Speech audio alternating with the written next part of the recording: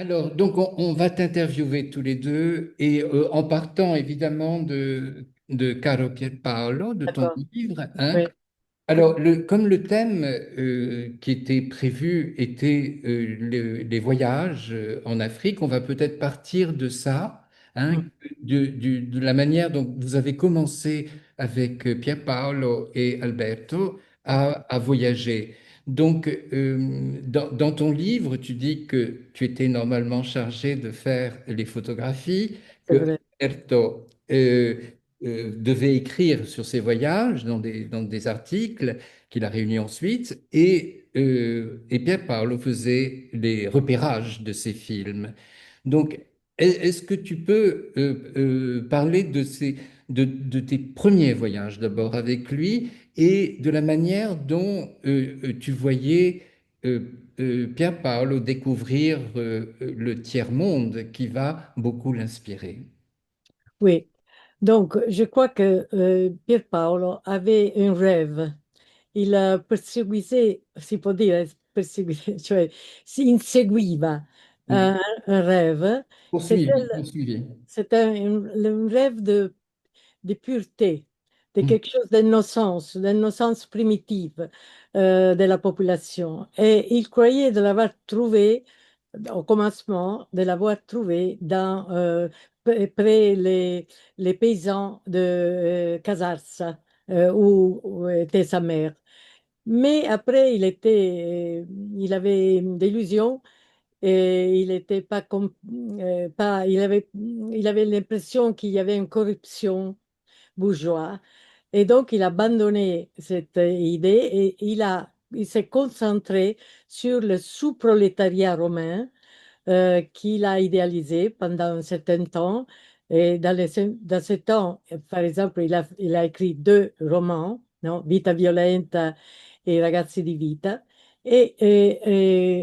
Mais après un certain temps, même à Rome, il a dit qu'il était délu. Come si dice deluso? Déçu, déçu. Déçu, déçu, c'est vrai. Mm. Alors, il était déçu et il a dit que non, il y avait une corruption aussi dans le sous-prolétariat romain. Et alors, c'est dès là qu'il commence le rêve de l'Afrique noire, non? C'est Mm. l'idée que dans l'Afrique noire, il pouvait trouver cette rêve, c'est-à-dire un rêve de puresse, d'innocence, quelque chose qu'il cherchait toujours chez la population dans laquelle ils vivaient. C'est pour ça qu'ils ont commencé à voyager en Afrique noire. Mais ce n'était pas l'Afrique du tourisme, naturellement. On n'allait pas dans les grands hôtels, on allait avec la Land Rover dans le pays le plus profond où il n'y avait absolument rien, même pas de route. Et on voyageait vraiment dans un sens très simple, très pas commode, pas confortable. Mais il poursuivait toujours ce rêve. C'est pour ça qu'on a voyagé beaucoup de temps en Afrique. Et il était ému et il avait un sens d'être dans un monde tellement différent que c'était comme voyager dans le temps, non? Voyager 1000 ans, peut-être 2000 ans avant notre ère. Et, et, et, et c'est là qu'il a commencé, par exemple, à penser de faire un film sur l'Orestiade noire. Oui. Il était de faire un film sur l'Orestiade noire. Et on avait trouvé ensemble un Oreste qu'il était extraordinaire. Il avait quelque chose de royal.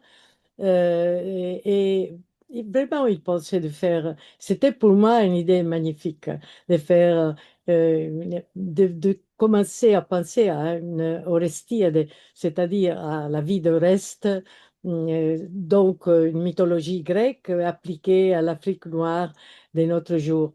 Mais à un certain moment, est arrivé un télégramme du producteur et le producteur a dit que le public italien n'était pas prêt pour voir un film avec des acteurs noirs. Pour moi, c'était une idée stupide, mais quand même, les producteurs donnaient l'argent. Il n'y avait pas l'argent, on ne pouvait pas tourner le film. Et il a dû renoncer à tourner ce film. Mais il a fait un documentaire qui s'appelait Appunti per un'orestia africana. C'est ça. Ça, c'est l'idée de son rapport avec l'Afrique. Est-ce que si, s'il avait fait ce film, tu l'aurais écrit avec lui? Est-ce que Mais tu aurais si collaboré? on avait demandé de le faire, comme on a fait avec Les les Mille et une nuits. Nuits, non? Mais lui, il avait lu mon livre, qui était le livre qui s'appelait Memorie d'una ladra. C'était sur la vie come si dice ladra? Voleuse.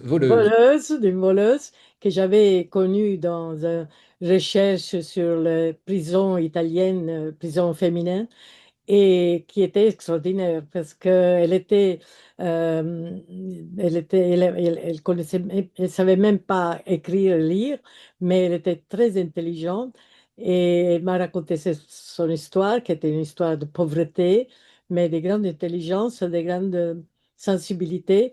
Et Pierpaolo a aimé ce livre, ce roman.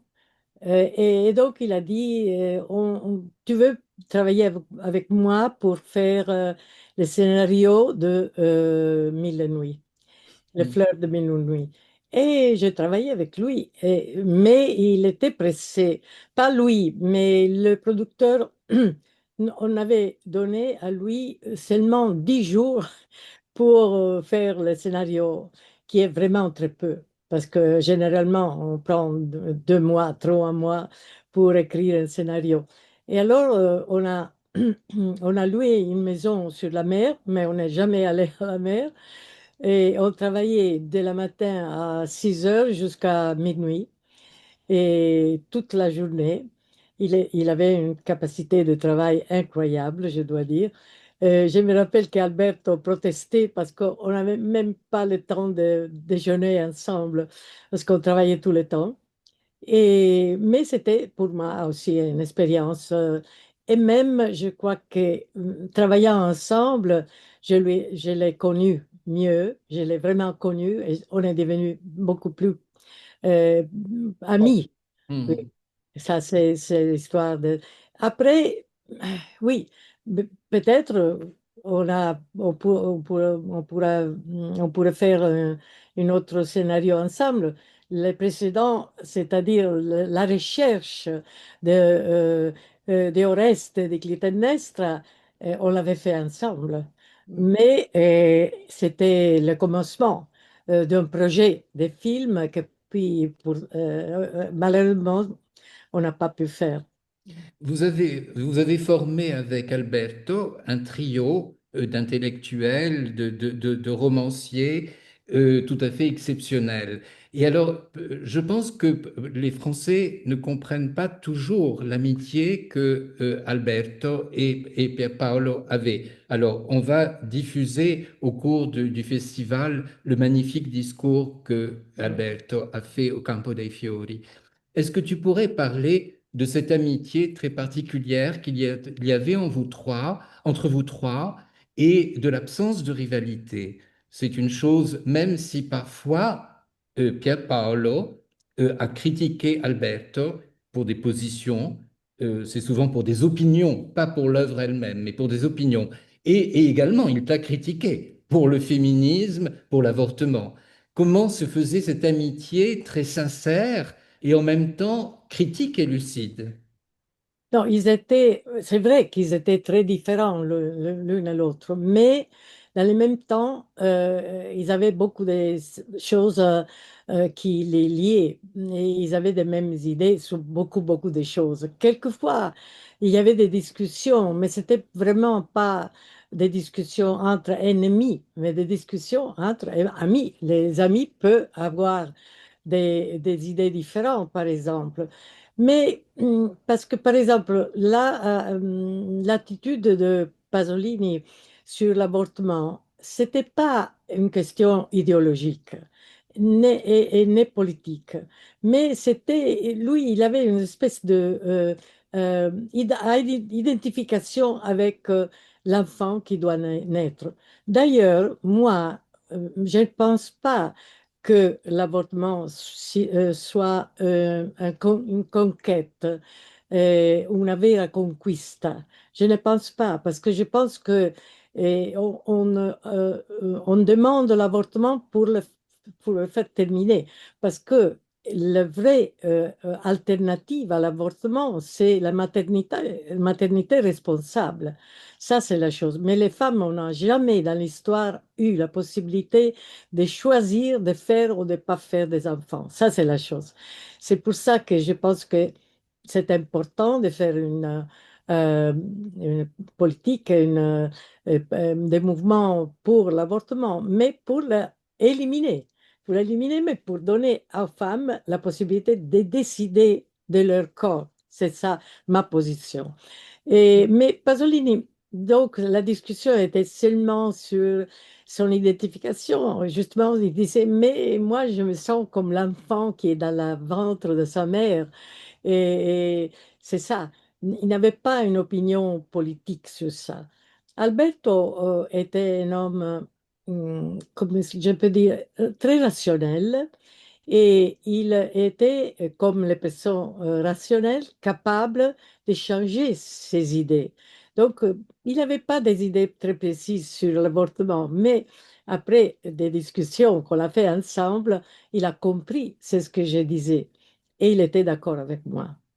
Donc, le rapport avec les deux hommes, et comme je disais, c'était un rapport d'amitié très profond, d'estime, comme si je dis, stima, Oui. Mm. estime. Et, et je pense aussi par exemple, Pierpaolo ne croyait pas à la rationalité, non? Comme interprétation de la réalité. Il croyait au sens. C'était les sens, non, pas les sentiments, les sens, i sensi qui était important pour comprendre la réalité. Tandis qu'Alberto croyait dans la raison, non? Mais il y avait des moments dans lesquels Alberto avait besoin de la sensibilité de Pierpaolo et des moments dans lesquels Pierpaolo avait le besoin de la rationalité d'Alberto. C'est ça l'important. Il y avait un échange entre les deux. Ça, je l'ai pu constater dans beaucoup de moments dans lesquels ils se servi l'un de l'autre, mais dans un sens très généreux et très intelligent. Et il y avait une affection vraie. Non? Et moi aussi, à un certain moment, les sentiments et le sentiment de l'amitié est quelque chose qui va au-delà des idées. C'est une affection. Et naturellement, c'est une affection basée sur l'estime de l'autre. Non?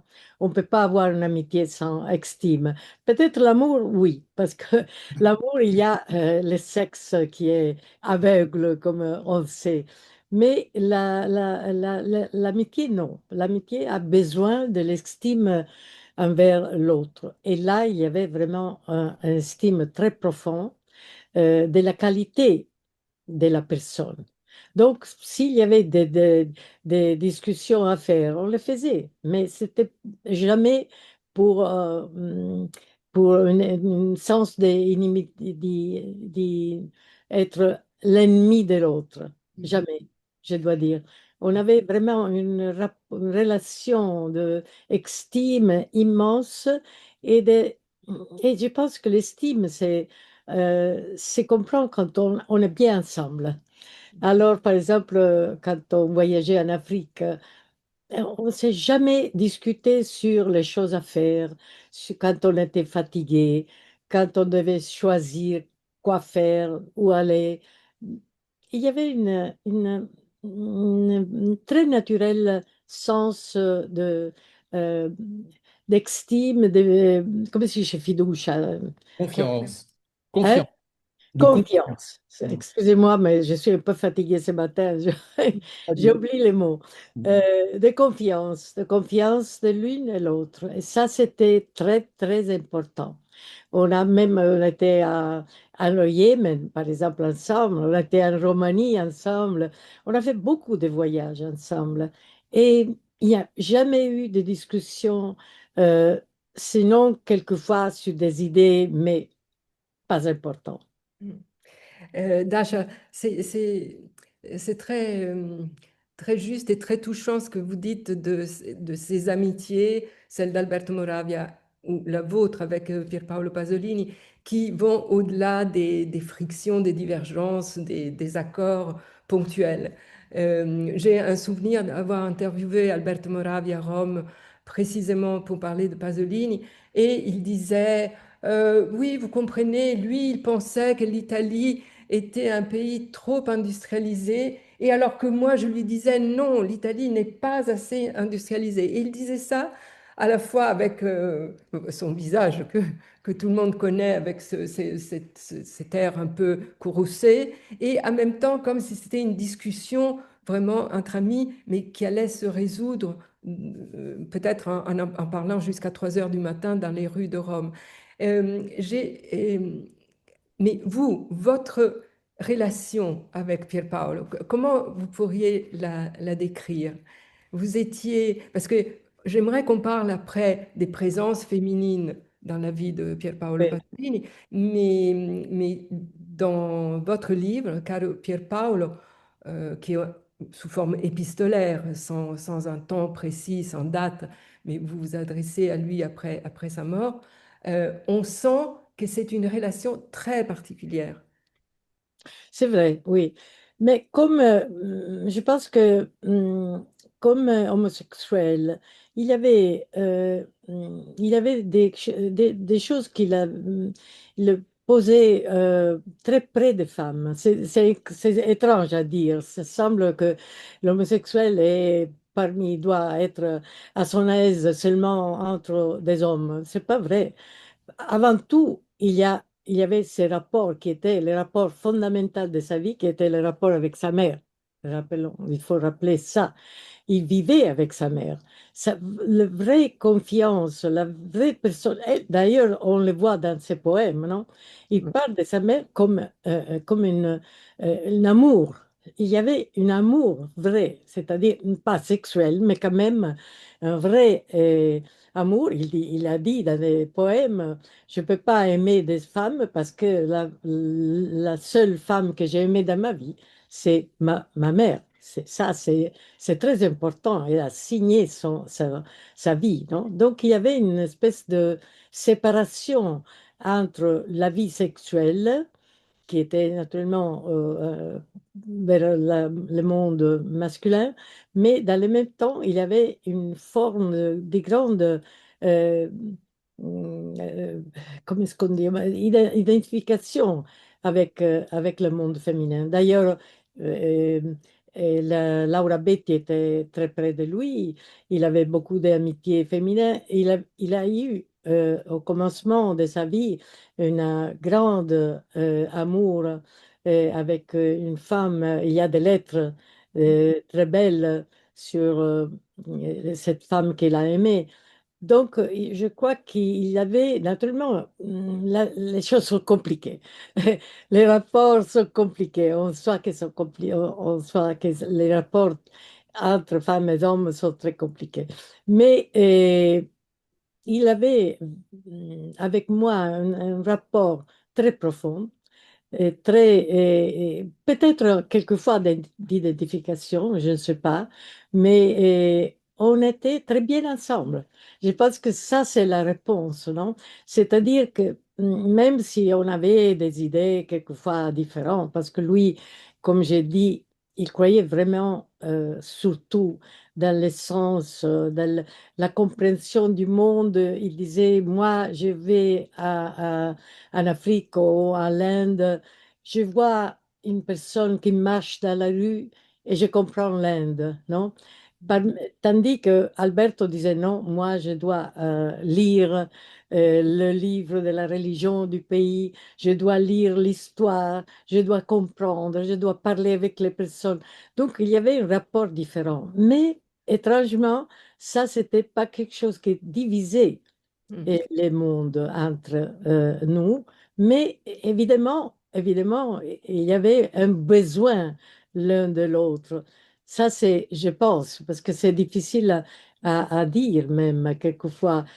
Qu'est-ce que ça peut être un rapport d'amitié tellement profond qui peut-être est aussi une sorte de rapport amoureux, mais pas sexuel, mais de confiance, de, mm, si, parce, aussi d'amour. Mais là, c'est un amour peut-être euh, platonique. Parce qu'il est, il est curieux d'imaginer d'un côté Dasha Maraini, qui dans les années 60, 70 était une figure euh, vraiment un emblème du féminisme. Donc, Dasha Marini, engagée, militante dans des groupes, dans des collectivités. Et d'un autre côté, enfin les collectivités, je pense aussi collectivités militantes pour le féminisme et en même temps culturelles, comme la création que vous avez faite du théâtre de la Maddalena pour les femmes et rien qu'avec des femmes qui géraient ce théâtre. Et d'un autre côté, Pierpaolo Pasolini, individualiste, euh, presque un anarchiste à sa manière, rétif à tout embrigadement,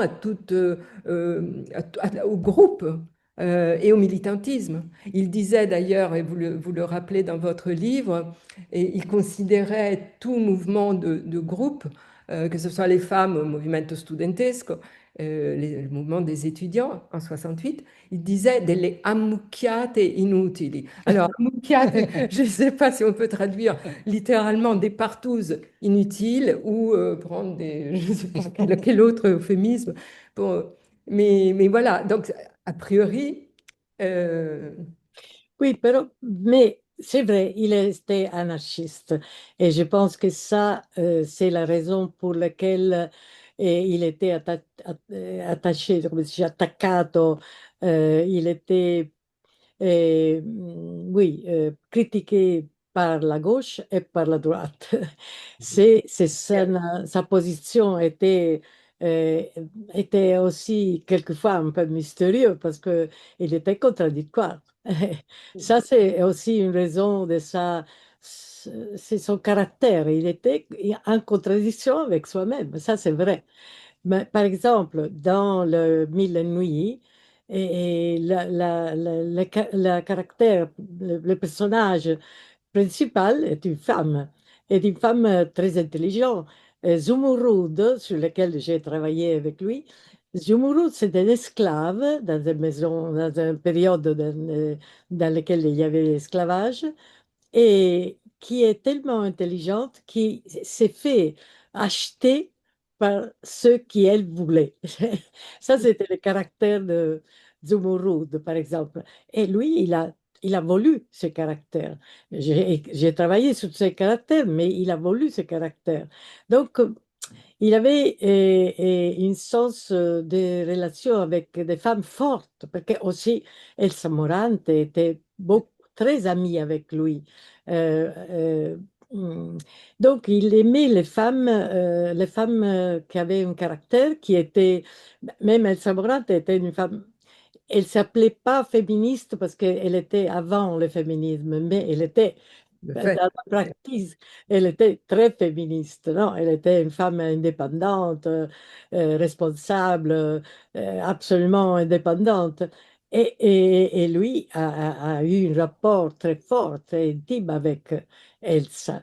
Donc, il est peut-être il était en ce sens contradictoire parce que quand il parlait, peut-être il était un peu je ne sais pas comment dire, extrême, non? Parce qu'il voyait qu'il avait besoin de contradire l'opinion publique. Il était un peu extrême quand il parlait publiquement, non?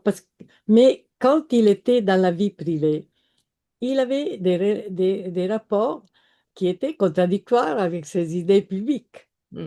Et ça, Ouais. on peut le comprendre. Est-ce que tu peux justement parler, puisque toi-même, tu as une présence dans les journaux, tu interviens pour des problèmes qui te semblent extrêmement importants et où tu peux donner ton avis en tant qu'écrivain et en tant qu'observatrice de la vie politique.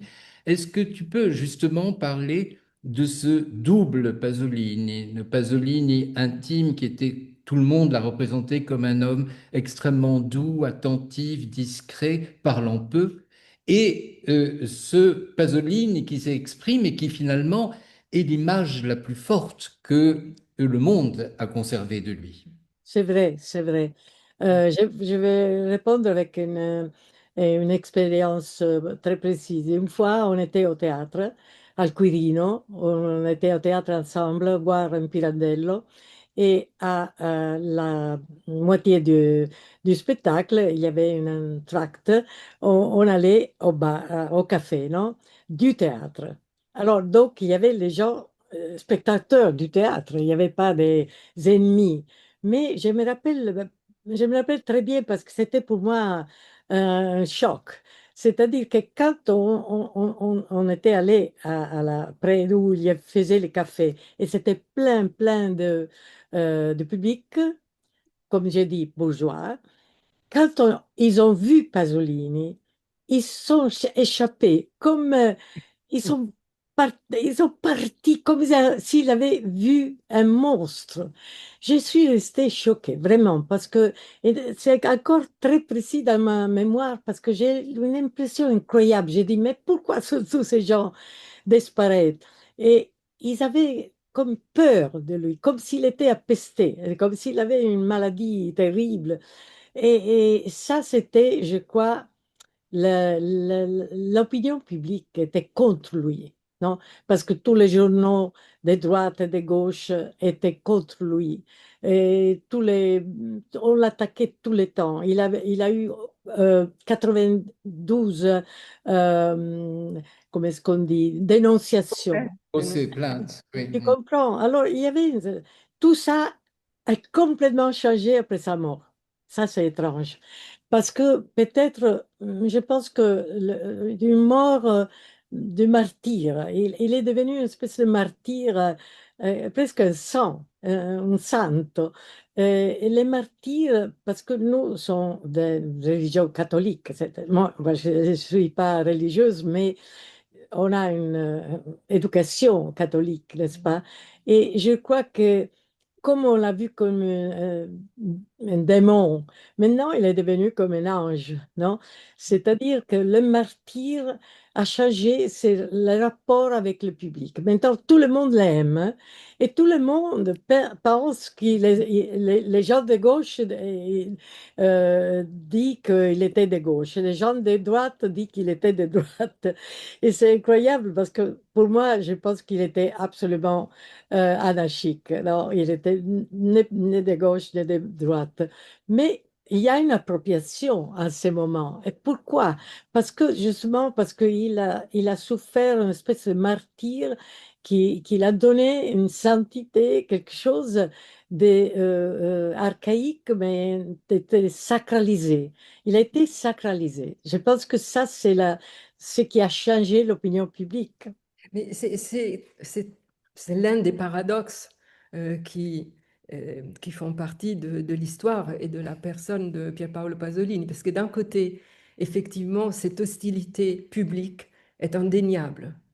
Et Non, je dois joindre à dire aussi que cette opinion publique qui était contre lui, lui le rendait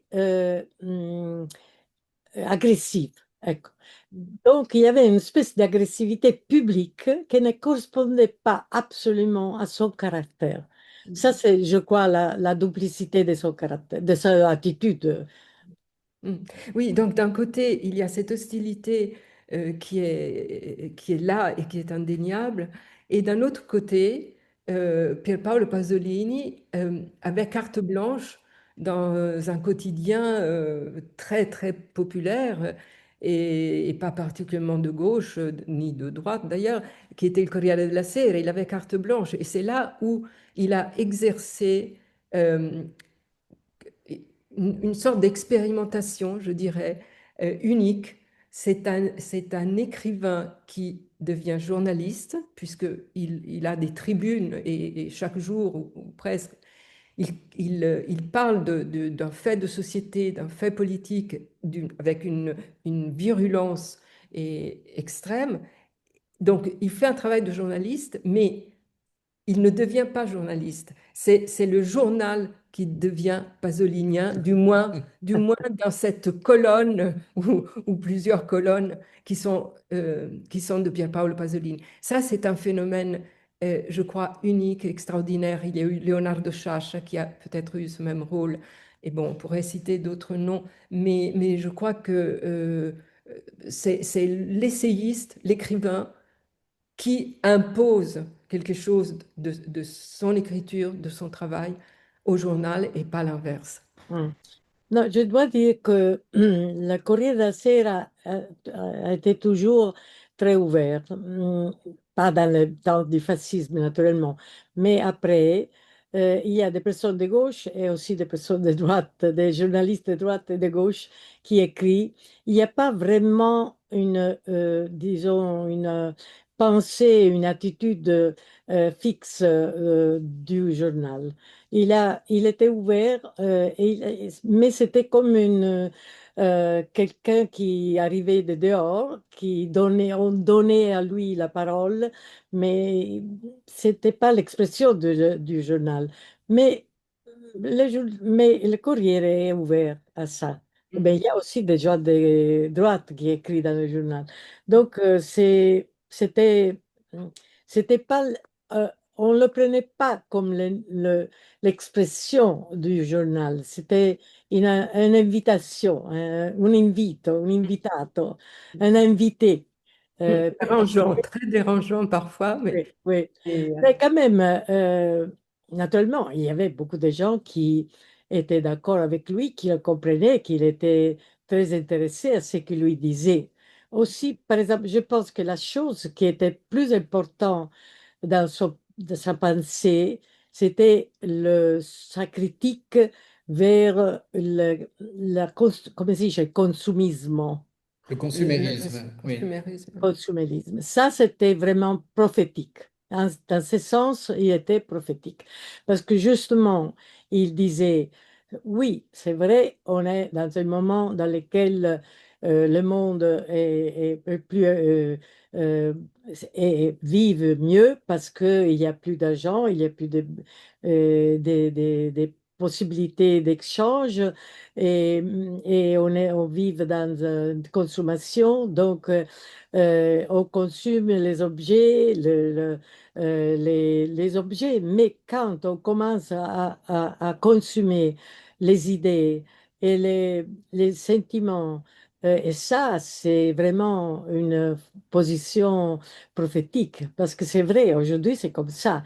C'est-à-dire, ce n'est pas seulement qu'on consomme les choses, les objets, mais aussi les sentiments, les idées, les rapports.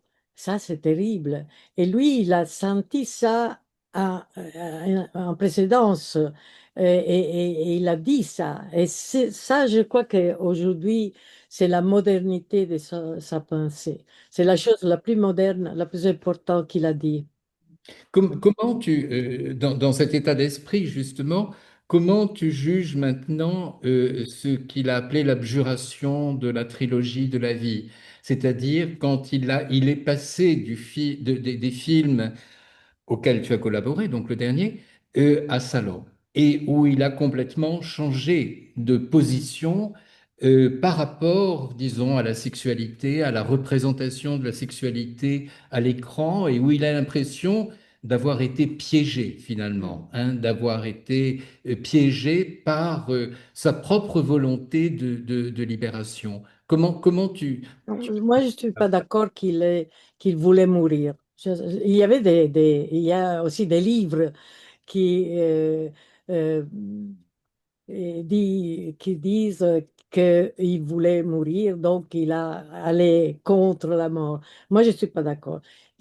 Come si dice, sfidare, come si dice sfidare? défier? Hein? Il a défié. Défier. Il défiait la mort, ça c'est vrai. c'est vrai. Il défiait les dangers, ça c'est vrai, mais il ne voulait pas mourir.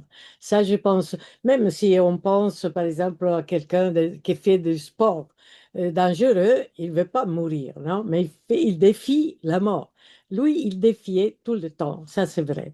Mais dans le même temps, je pense que cette idée de la puresse, de la pureté, cette idée de l'innocence qu'il persécutait, qu'il voulait, il avait le rêve très fort, très très fort dans son âme, dans son âme. Il était déçu. Il était déçu. Après ces trois films dans lesquels il a cru, il a exalté l'innocence des gens du peuple, des gens simples, des enfants et tout ça, il était déçu. Il a eu comme l'impression que c'était impossible, la corruption regardait tout le monde, qu'il n'y avait pas la possibilité de connaître l'innocence.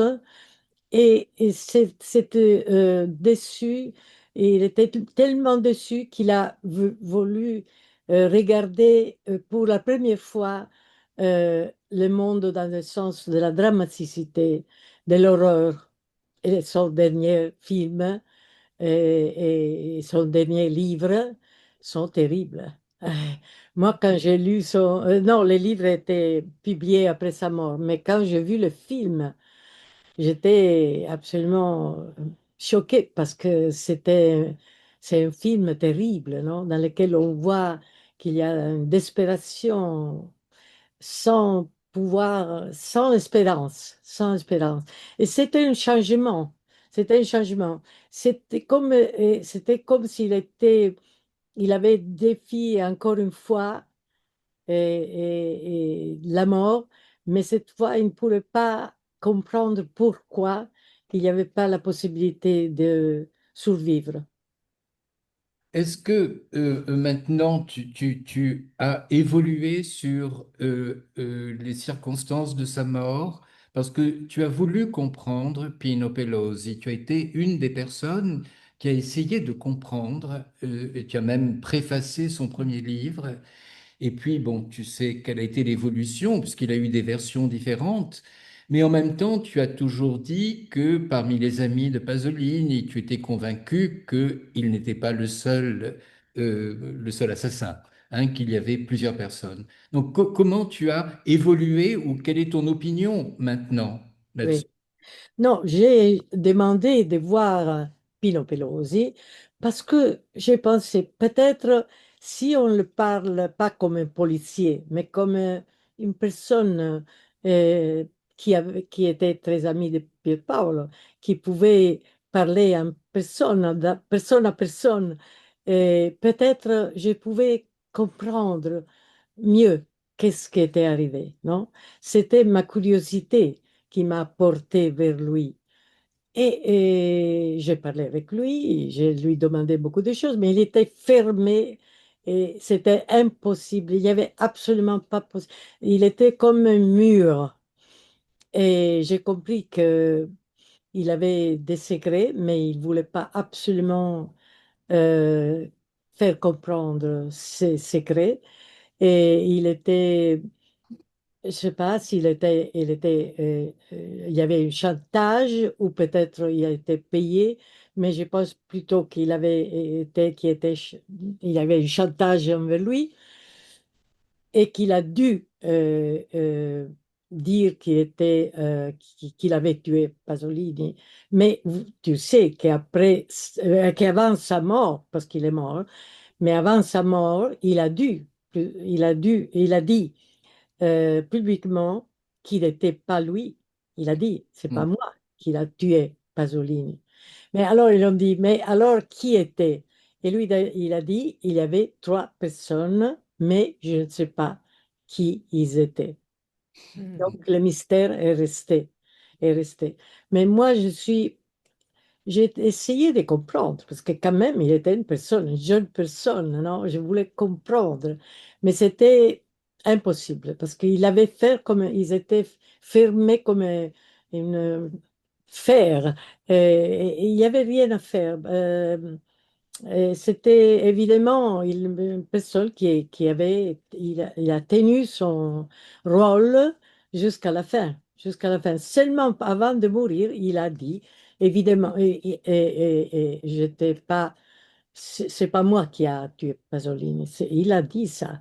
Et évidemment, parce que il pouvait le dire, parce qu'évidemment, peut-être les gens qui l'avaient fait le chantage, ils étaient morts, je pense. Mais quand même, quand ils l'ont demandé, mais alors qu'ils étaient, lui, il ne savait pas. Et évidemment, il a dit comme s'ils étaient comment est-ce qu'on dit, une killer qui était payé ou ils ont demandé de tuer quelqu'un, mais ils ne savaient pas qui Oui, a oui. commandé. Les tueurs à gages. Les tueurs à gages. Mm. Mais c'est un peu la thèse de la macchinazione, le film La macchinazione qui défend cette Non, thèse. écoute, ils étaient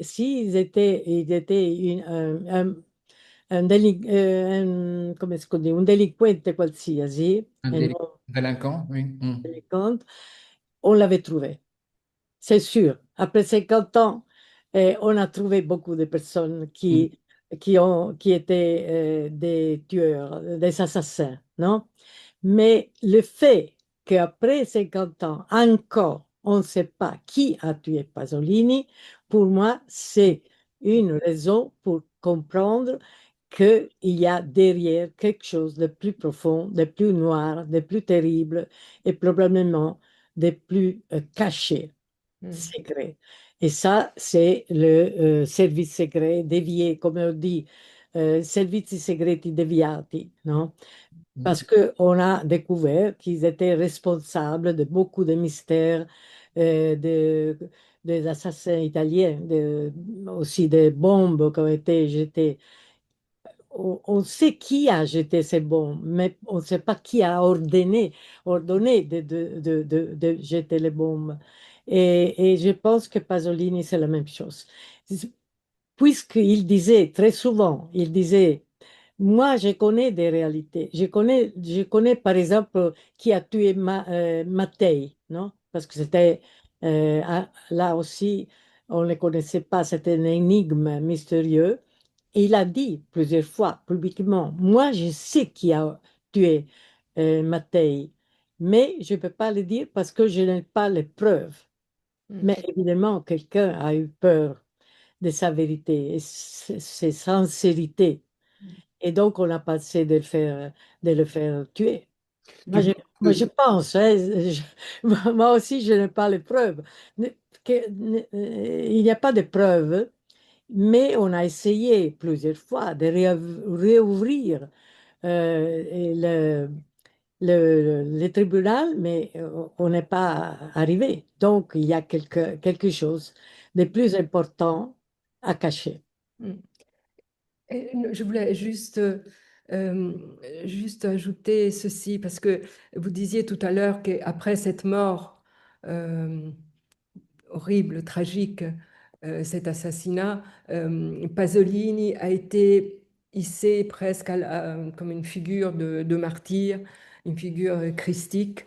Et et je pense aux rencontres de Chaminadour, on va voir euh, le moment où à Campo dei Fiori, Alberto Moravia prononce une sorte d'oraison funèbre, mais qu'on peut peut-être pas appeler simplement une oraison funèbre. C'est un discours électrochoc.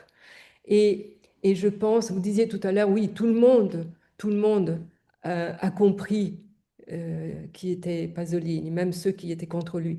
Et je pense à ce moment où l'on voit les visages des personnes qui sont à Campo dei Fiori, des hommes, des femmes de tous les âges. Ils sont, ils sont bouleversés, on voit le désarroi, la stupéfaction, l'incrédulité devant cet événement euh, de la mort de Pasolini, et le tout accompagné par la voix de Alberto Moravia, qui est à la fois une voix brisée par l'émotion et un ton grondeur comme il pouvait avoir, et qui agit vraiment comme un électrochoc sur les consciences, je pense, de ceux qui étaient là, et par répercussion aussi plus tard, enfin, au niveau de tous les autres qui n'ont pas assisté Mm. à ce moment à Campo dei Fiori. Mais ma question aujourd'hui, qu'est-ce qui reste de cette prise de conscience? Mm. Non, il est devenu un symbole. Je crois que ça, c'est important. Parce que justement, ces idées sont utilisées par la gauche et par la droite. Chacun dit non, non, il était avec nous, il était conservateur, il était catholique, il était traditionnel, il était contre l'avortement, etc. Les autres disent non, mais il disait de soi-même qu'il était laïque, qu'il était communiste, qu'il était socialiste, qu'il était c'est parce que c'est vrai qu'il y avait des contradictions, ça c'est vrai. Mais dans le même temps, il y avait une espèce d'innocence en lui-même, non? Il cherchait l'innocence dans la société, mais lui-même, il avait une sorte d'innocence profonde qui est devenue un symbole. Et dans les moments dans lesquels cette innocence était tragiquement supprimée, je crois que c'est le moment dans lequel il est devenu un symbole public. Et maintenant, tout le monde le considère une espèce de saint. Et ça, c'est les choses étranges, non? On utilise ces mots dans un sens et dans l'autre. Mais je pense que la chose importante, c'est cette idée symbolique d'un homme sincère qui disait la vérité, qu'il a payé pour avoir dit la vérité. Et Dasha, pour vous, euh, dans ce manque aujourd'hui de Pasolini qui n'est plus là depuis 50 ans, qu'est-ce qui nous manque? Qu'est-ce qui vous manque à vous? Mais, De l'homme qu'il était, de l'intellectuel, du poète. mais je pense à son silence, parce qu'il était un homme silencieux, il parlait peu, surtout, naturellement, publiquement, il parlait, mais dans la vie privée, il était silencieux. Mais ce n'était pas un silence de séparation, d'absence. C'était pas une séparation, un silence d'absence. Au contraire, c'est un silence de présence. Il était silencieux, mais il était là. Il était là avec tout son corps. Son corps était un corps silencieux, mais très fort, très présent et très significatif, je pourrais dire ce mot. Et j'ai vraiment l'impression quelquefois de voir cette présence, de le sentir cette présence. Si j'étais japonais, par exemple, parce que les Japonais croient que les gens ne meurent jamais, et ils recommencent à vivre dans un autre corps quand ils meurent. Et je pourrais penser que quelquefois je le vois dans un autre corps. Mais malheureusement ou heureusement, je sais pas, je ne suis pas japonais, même si j'ai vécu beaucoup d'années en Japon.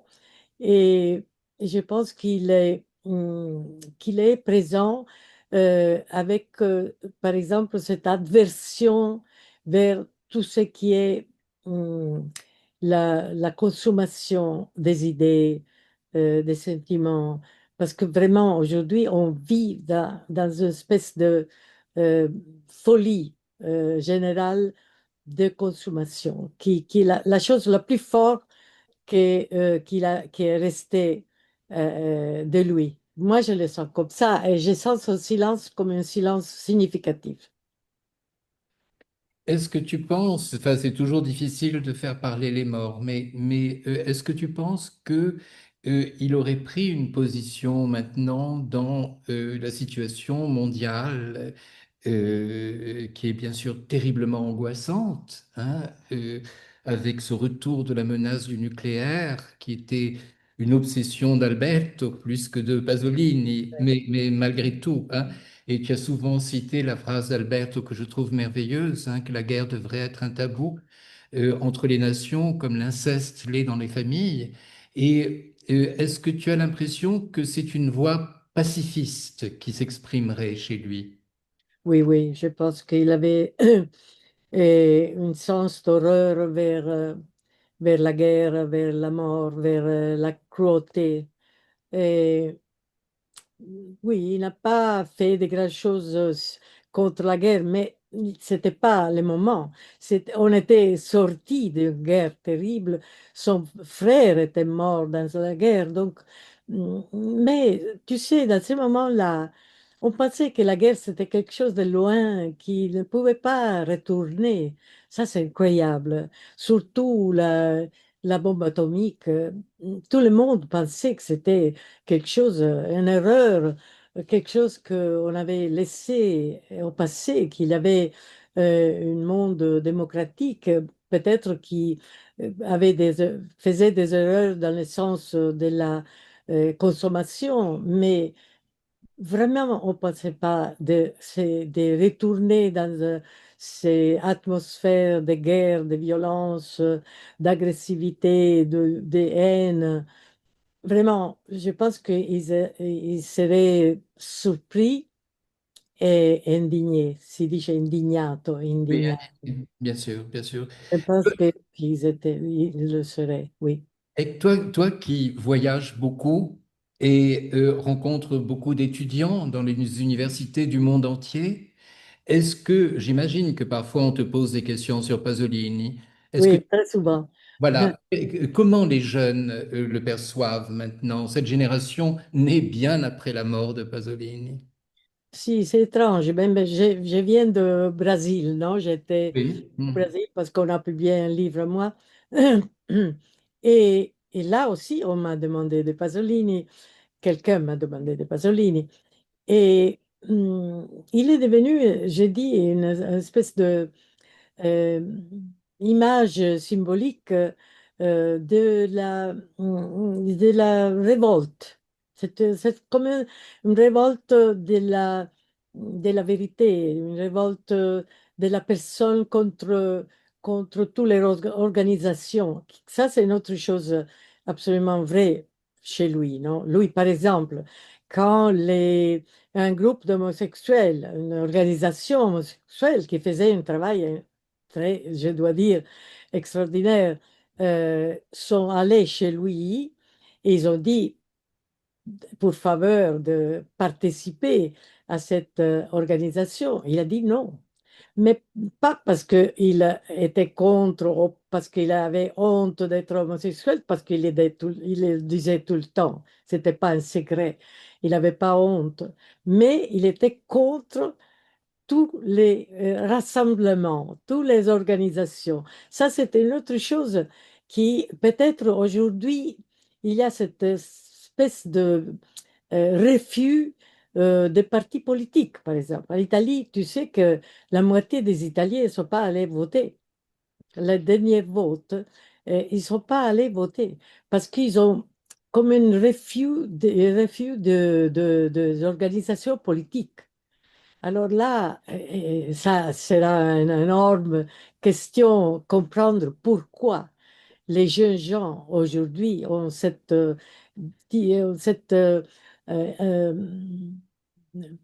refus de l'organisation politique et idéologique. Et ça, c'est quelque chose d'étrange, mais c'est très, très vrai. Alors, quelqu'un voit Pasolini comme un héros de la position de refus de la politique. C'est un anarchisme, peut-être, et, et en ce moment correspond à l'attitude de beaucoup de jeunes gens. Bon, et merci beaucoup, à moins que Mm. tu aies autre chose Merci, ou merci, que tu Dash. veuilles dire autre chose. Non, je suis désolée que je ne suis pas avec vous, mais vous Je comprenez. pense que si tu avais été parmi nous, beaucoup de gens t'auraient posé des questions dans le Je public. sais, je sais. On va Mais essayer. aussi, j'ai aussi des problèmes avec ma famille et avec des relations, avec des choses que je dois faire ici, très, très important, et je ne pas, je pouvais pas les laisser. Mais en tous les cas, nous allons conseiller de lire, pour les gens qui savent lire l'italien, parce qu'il n'est pas encore traduit, Oui, oui. Caro Pierpaolo, qui est un merveilleux hommage. Merci, merci. Et merci d'être présent. Merci, Dash. Au revoir, Au au revoir. revoir. Au Au revoir. revoir. Merci. Bonne journée. Au revoir. À vous aussi.